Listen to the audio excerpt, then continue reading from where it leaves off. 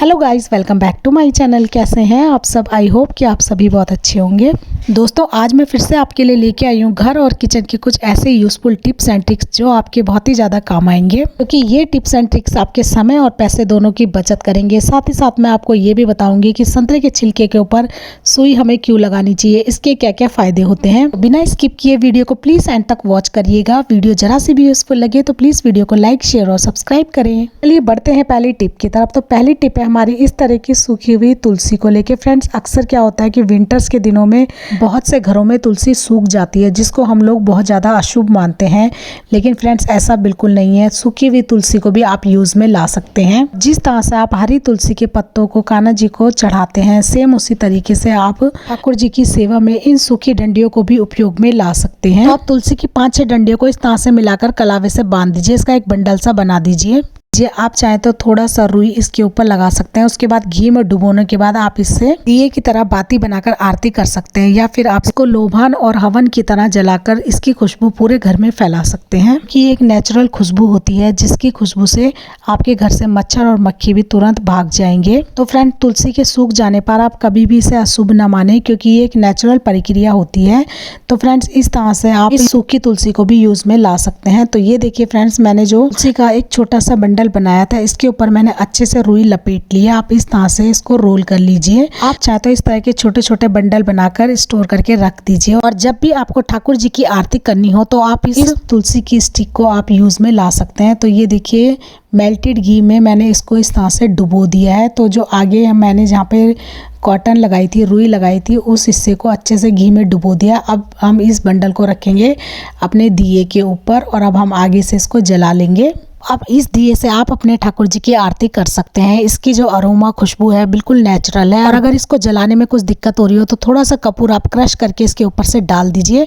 उसके बाद आप इस दिए को जला सकते हैं। तो इसमें जो तुलसी की डंडियाँ हैं वो धीरे धीरे से जलेंगी और उनकी बहुत ही अच्छी खुशबू पूरे घर में फैल जाएगी। इस तरह से आप अपनी सूखी हुई तुलसी को भी यूज में ला सकते हैं। ठाकुर जी की सेवा में आप इसका उपयोग भी कर सकते हैं, और इससे आपके घर के मच्छर और मक्खी भी तुरंत भाग जाएंगे। तो आई होप ये टिप आपको जरूर यूजफुल लगा होगा। टिप यूजफुल लगा हो तो प्लीज़ वीडियो को एक लाइक करें। तो इस तरह से घी और कपूर में भीगने की वजह से ये पूरी स्टिक इस तरह से जल जाती है, और इसका हम पूरा यूज कर लेते हैं। अब से आप भी अपनी सूखी हुई तुलसी को बिल्कुल नहीं फेंकेंगे, आप इसे स्टोर करके रख सकते हैं। चलिए बढ़ते हैं अगली टिप की तरफ। तो अगली टिप है फ्रेंड्स हमारी इस तरह की व्हाइट सॉक्स को लेके। चाहे वो व्हाइट सॉक्स हो या व्हाइट हैंकी हो, उसमें क्या होता है कि बहुत जल्दी से वो गंदी हो जाती हैं। और बच्चों के जो स्कूल के व्हाइट सॉक्स होती है तो बहुत ही जल्दी गंदी हो जाती है, जिसमें से काले काले दाग निकालना हमारे लिए बहुत ही मुश्किल हो जाता है। जैसे कि आप देख सकते हैं, मेरे पास एक वाइट कलर का हैंकी है जिसमें कुछ काले और ब्राउन कलर के दाग लगे हुए हैं। तो इन दागों को निकालना बहुत ही मुश्किल होता है। इनको हम कितना भी रगड़ ले, लेकिन ये जल्दी से साफ नहीं होते। तो इनको कम मेहनत में इंस्टेंट निकालने की बहुत ही यूजफुल ट्रिक है। हम ले लेंगे एक बाउल में थोड़ा सा गर्म पानी। तो गर्म पानी हमें लेना है, और अब इसके अंदर मैं डाल रही हूँ लिक्विड डिश वॉश। आप चाहे तो थोड़ा सा सर्फ भी ले सकते हैं, लेकिन डिश वॉश जो होता है इसमें नींबू की शक्ति बहुत ज़्यादा होती है, तो थोड़ा सा हम ले लेंगे। और सेकंड चीज़ हम डालेंगे एक ढक्कन के करीब सिरका। तो ये सिरका जो होता है, हम चाइनीज़ खाने में अक्सर इसको यूज़ में लाते हैं, और क्लीनिंग का काम भी ये बहुत अच्छे से करता है।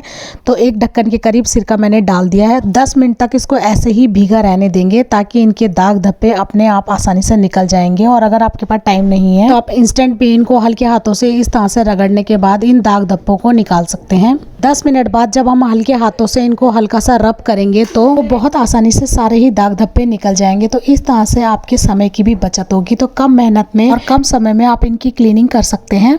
और अगर आपके पास टाइम नहीं है और आपको इंस्टेंट इनको धोना है, तो इनको आपको थोड़ा सा रब तो करना पड़ेगा।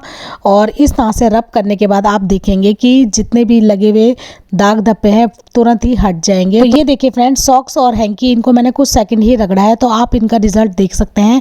इनमें लगे हुए जितने भी दाग धब्बे हैं सारे ही रिमूव हो गए हैं। अगर आप इनको ब्रश की हेल्प से हल्का सा ही रगड़ेंगे तो ये बिल्कुल अच्छे से क्लीन हो जाएंगे। आप देख सकते हैं कोई भी दाग अब इनमें बाकी नहीं बचा है। तो बस अब इनको मैं नॉर्मल पानी से वॉश कर लूँगी, तो ये बहुत ही जल्दी साफ़ हो जाते हैं। तो कम मेहनत में कम समय में आप इंस्टेंट इनकी क्लीनिंग कर सकते हैं इस ट्रिक से। तो आई होप ये आइडिया भी आपको यूज़फुल ज़रूर लगा होगा। तो इनको मैं अब नॉर्मल पानी से भी वॉश कर लूँगी। आइडिया यूज़फुल लगा हो तो प्लीज़ वीडियो को एक लाइक ज़रूर करें। साथ ही साथ आप मुझे कमेंट करके अपने शहर का नाम जरूर बताएं कि आप किस शहर से इस वीडियो को देख रहे हैं। चलिए बढ़ते हैं अगली टिप की तरफ। तो अगली टिप है फ्रेंड्स हमारी इस तरह के शॉपिंग बैग को लेके। तो फ्रेंड्स इस तरह के जो शॉपिंग बैग होते हैं ये हमारे पास अक्सर पड़े ही होते हैं, क्योंकि कोई भी सामान या कोई भी चीज़ हम जब परचेज़ करके लेके आते हैं तो उसके साथ इस तरह के बैग हमें मिलते हैं। तो इन बैगों को भी हम बेकार समझकर फेंक देते हैं।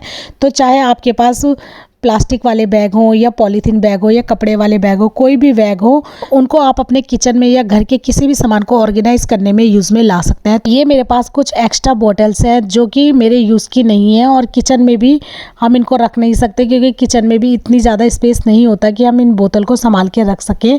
तो इन बॉटल्स को हमें ऐसी जगह रखना है ताकि ज़रूरत पड़ने पर ये हमें मिल जाए और आसानी से हम इनको यूज़ में ला सकें। तो इस तरह के जो आपके पास बैग पड़े हैं इनके अंदर आप इन बॉटल्स को ऑर्गेनाइज करके रख सकते हैं।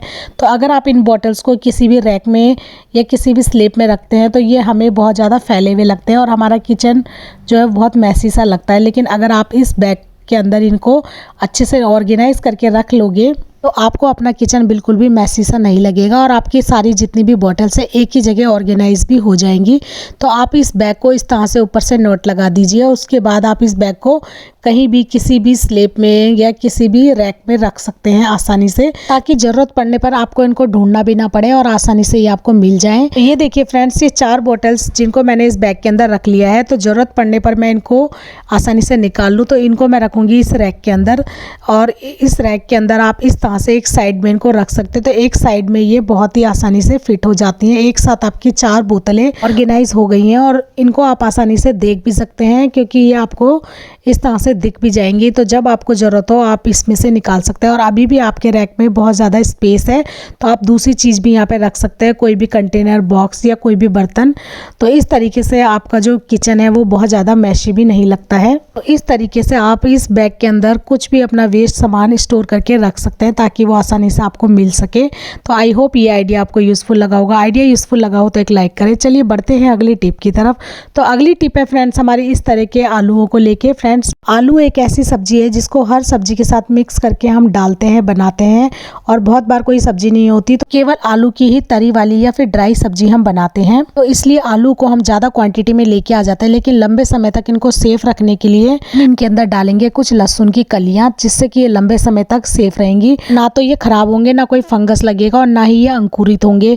क्योंकि फ्रेंड्स अगर आपके आलू अंकुरित हो जाते हैं तो अंकुरित आलू हमारे लिए सेफ नहीं होते।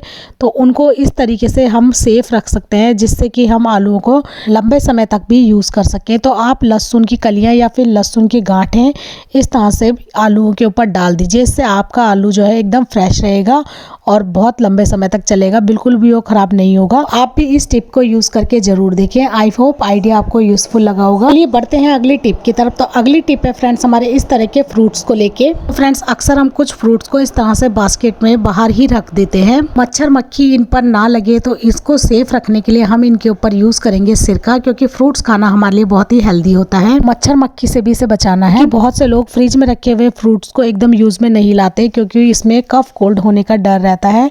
तो फ्रेंड्स अगर आप फ्रूट्स को इस तरह से बाहर रख देते हैं तो बाहर इनमें मच्छर और मक्खी ना लगे, तो उसके लिए बहुत ही यूज़फुल टिप है कि आप ले लीजिए एक बाउल में थोड़ा सा सिरका।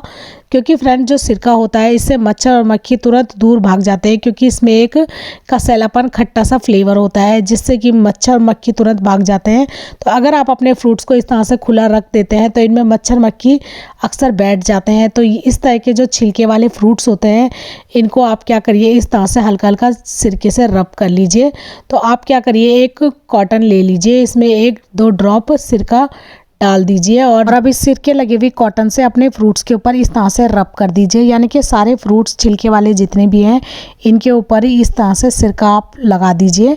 तो हल्का हल्का सिरका लगाने के बाद अब इनमें एक हल्की सी खट्टी सी सिरके की स्मेल फैल जाएगी, जिससे कि मच्छर मक्खी इनके ऊपर बिल्कुल नहीं बैठेंगे। आप इसको चाहे अपने डाइनिंग टेबल पे रखें या किचन काउंटर पे या फ्रिज के ऊपर, तो अब इन फ्रूट्स के ऊपर बिल्कुल भी मच्छर मक्खी नहीं बैठेंगे। तो फ्रेंड्स ये तो थे छिलके वाले फ्रूट्स, लेकिन जो इस तरह के फ्रूट्स होते हैं बिना छिलके के, यानी कि जिनको हमें डायरेक्ट ही कंज्यूम करना होता है, इनके ऊपर भी अगर हम सिरका लगा देंगे तो हम इनको खा नहीं पाएंगे क्योंकि इनमें सिरके की स्मेल आएगी। तो इसके लिए एक सॉल्यूशन ये है कि आप ले लीजिए कोई भी टिश्यू पेपर या कोई भी आप हैंकी भी ले सकते हैं और उसके ऊपर इसी कॉटन बॉल से सिरके को भिगाने के बाद इस तरह से टिश्यू पेपर के ऊपर छिड़क दीजिए।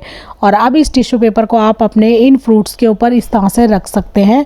तो अंगूर जिनको हम डायरेक्टली कंज्यूम कर लेते हैं तो इसके ऊपर आप इस सिरके वाले टिश्यू पेपर को रख सकते हैं। अब इसके ऊपर बिल्कुल भी मच्छर मक्खी नहीं आएंगे और टिश्यू पेपर में हवा भी अच्छे से पास होगी, यानी कि फ्रूट्स के अंदर तक हवा भी आर पार जाती रहेगी। आप कोई भी कॉटन का सूती कपड़ा भी ले सकते हैं। तो आई होप ये आइडिया भी आपको यूजफुल लगा होगा। इस तरीके से आप अपने फ्रूट्स को मच्छर और मक्खी से सेफ रख सकते हैं। आई होप आइडिया आपको यूजफुल लगा होगा। चलिए बढ़ते हैं अगली टिप की तरफ। तो अगली टिप है फ्रेंड्स हमारे इस तरह के संतरे या किन्नू को लेके। तो फ्रेंड्स आजकल संतरे किन्नू बहुत लो प्राइस में हमें मार्केट में मिल जाते हैं और इस टाइम पे हम इनको खाते भी हैं। तो इस टाइम पे जो ये छिलके होते हैं इनको हम बेकार समझकर फेंक देते हैं। तो फ्रेंड्स जब भी आप किन्नू या संतरे घर में लेके आए तो इसके छिलकों को बेकार समझकर ना फेंकें, या तो आप इनको ड्राई करके धूप में सुखाने के बाद इनको पीसकर पाउडर बनाकर इसके पाउडर को फेस पैक की तरह अपने फेस पर अप्लाई कर सकते हैं। बहुत ही अच्छा नेचुरल आपका फेस पैक बनकर तैयार होता है। इसके लिए 1 चम्मच बेसन में आप थोड़ी सी हल्दी पाउडर डालकर और थोड़ा सा दही डालकर अच्छे से मिक्स कर दीजिए। उसमें आप इस संतरे के छिलकों का ड्राई पाउडर भी ऐड कर लीजिए 1 टेबल स्पून। सभी को अच्छे से मिक्स करने के बाद आप अपने फेस पे इसको अप्लाई कर सकते हैं। कुछ देर रखने के बाद 5-10 मिनट बाद आप अपने फेस को नॉर्मल तरीके से वॉश कर लीजिए। तो संतरे के जो छिलके होते हैं फ्रेंड्स ये बहुत ज़्यादा इफेक्टिव होते हैं, लेकिन यहाँ पर मैं आपको इसका एक दूसरा यूज़ बताऊंगी। मैं आपको इन संतरे के छिलकों में सुई धागे का यूज़ करना बताऊंगी, जिसके बहुत ही ज़्यादा बेनिफिट होते हैं। तो चलिए देख लेते हैं किस तरह से। तो हम इन संतरे के छिलकों में लगाएंगे सुई और धागा। तो सुई धागा हम इसमें इसलिए लगाएंगे क्योंकि फ्रेंड्स संतरे या फिर किन्नू के जो छिलके होते हैं इनका बहुत ही अच्छा नेचुरल अरोमा होता है जिसमें बहुत ही अच्छी फ्रेगनेंस आती है। तो आप मार्केट से महंगे महंगे फ्रेगनेंस वाले पाउडर या स्प्रे लेकर आते हैं अपने घर को खुशबूदार बनाने के लिए, जबकि आप इन घर की चीज़ों से ही अपने घर को बहुत ही अच्छा खुशबूदार बना सकते हैं।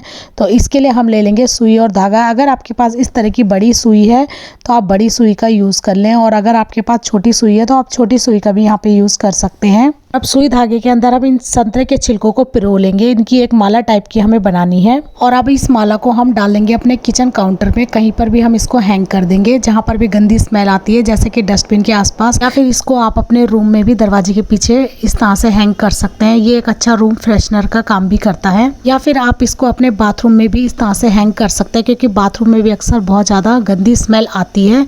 तो आप बाथरूम में भी इसको टांग सकते हैं। इस तरीके से इन छिलकों की जो फ्रेगनेंस है वो पूरे बाथरूम में फैल जाएगी। बहुत ही अच्छा खुशबूदार आपका बाथरूम बन जाएगा, वो भी नेचुरल तरीके से। तो इस तरह से आप अपने पैसों की भी बचत कर सकते हैं, क्योंकि महंगे महंगे रूम फ्रेशनर आप मार्केट से लेके आते हैं या महंगे महंगे स्प्रे, अब इस तरह से इनको घर पर ही बनाकर तैयार कर सकते हैं। ये एकदम नेचुरल अरोमा होता है जो कि केमिकल फ्री होता है। तो इस तरीके से ये आपकी हेल्थ के लिए भी नुकसानदायक नहीं होता। तो आई होप आइडिया आपको यूज़फुल लगा होगा। आइडिया यूज़फुल लगा हो तो लाइक करें। तो फ्रेंड्स आज के लिए बस इतना ही।